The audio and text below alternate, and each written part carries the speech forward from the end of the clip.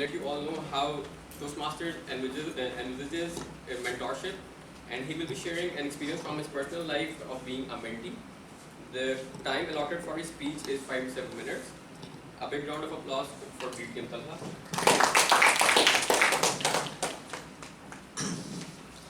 Fellow Toastmasters, friends and neighbors, how's everyone doing? Good. That doesn't sound good. Anyway, did you look at the mirror today? What did you see and did you like what you see?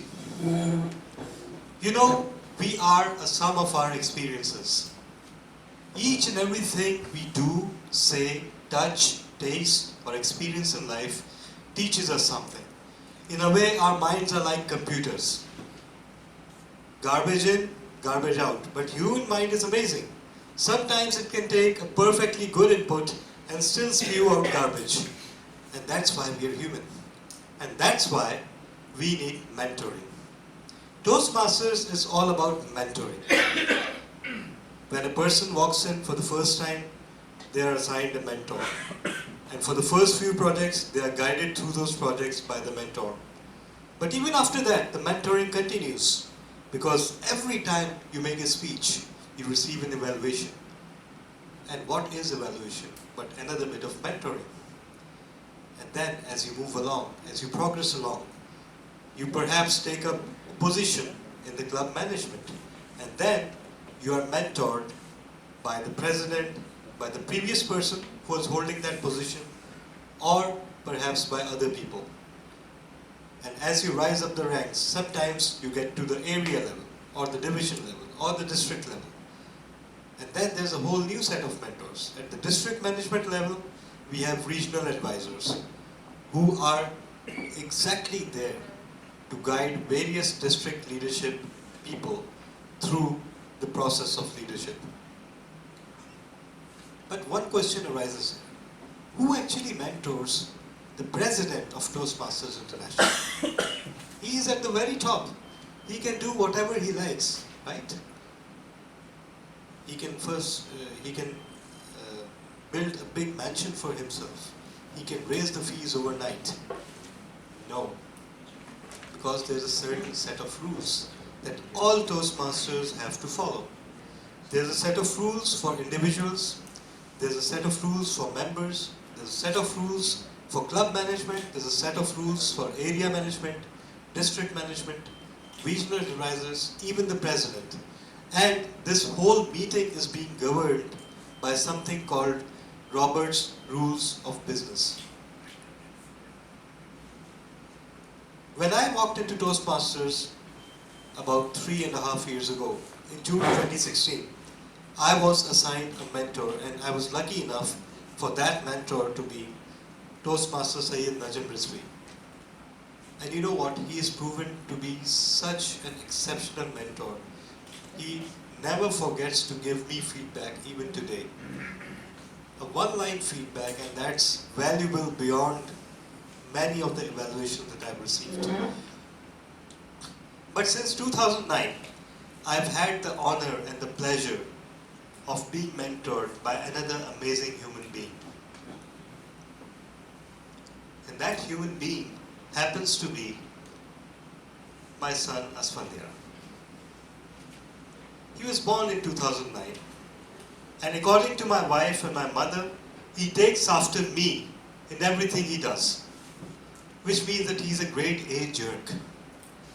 He's reticent, he's sulky, he gets 0 to hyper in 3 seconds. He encroaches on the toys of his sisters. He is basically the dawn of the household and a lamb before his parents. Guess who was like that about 30 years ago? But you know what? When I look in the mirror, I see myself, and when I look at Asfandiyar, I do not see myself.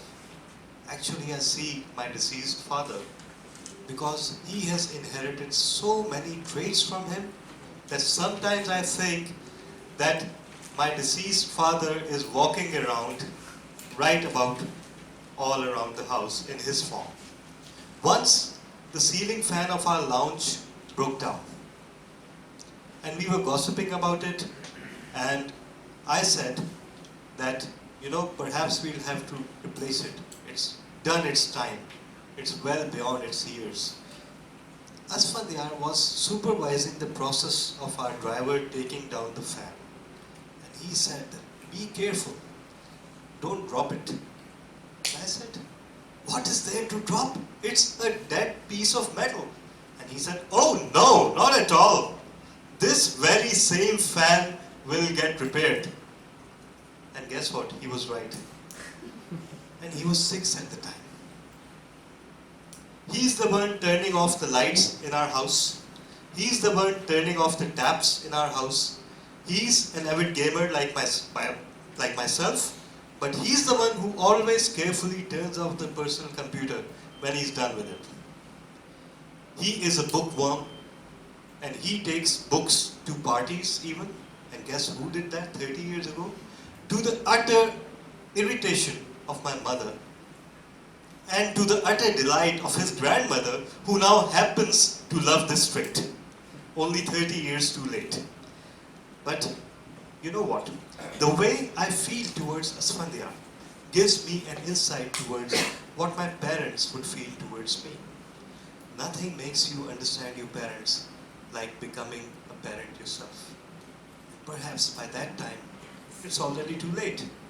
You've already done too much damage to your parents, but it's never too late to recover. Every time he says a hurtful thing, or every time he doesn't reply to when I call, there's that deep gash of a hurt that lasts for days, and now I come to realize what my father must have felt when I did the same to him. And why, by our holy prophet, peace be upon him, we've been instructed to not to ever say a cross word to our parents, ever. In his reluctance to communicate, and the way it hurts me, I see how my reluctance to communicate must have hurt those who love me. So yes, perhaps it's too late to change for my father, he's passed away. But perhaps it's not too late for change for those who love me and who are still around me. Mr. Toastmaster.